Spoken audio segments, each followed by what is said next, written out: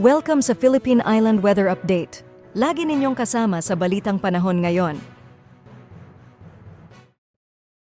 Kung makikita natin sa satellite imagery natin, wala naman tayong binabantayang anumang bagyo or low pressure area na possible makaapekto dito sa ating bansa sa mga susunod na araw.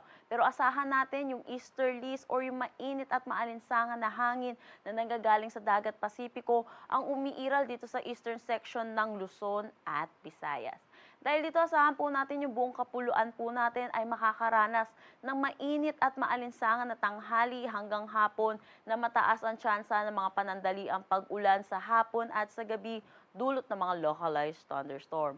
Mataas po ang tsansa ng mga pag-ulan dito sa eastern section ng ating bansa, particularly Cagayan Valley, Aurora, Quezon at Bicol Region, dulot po ito ng easterlies. Para naman sa magiging panahon natin bukas dito sa Luzon, patuloy tayong makakaranas ng maaliwalas na panahon. Pero asahan din natin ang mga panandaliang pag-ulan sa hapon at sa gabi dulot ng mga localized thunderstorms.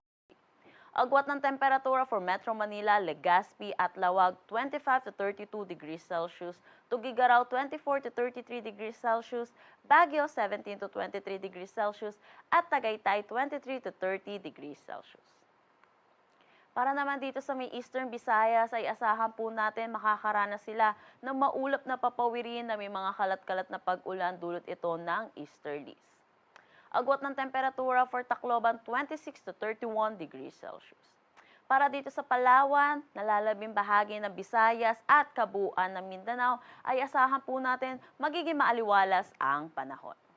Agwat ng temperatura for Calayan Islands at Puerto Princesa 24 to 32 degrees Celsius, Iloilo at Zamboanga 25 to 33 degrees Celsius, sa Cebu at Cagayan de Oro 25 to 32 degrees Celsius at Davao 24 to 34 degrees Celsius.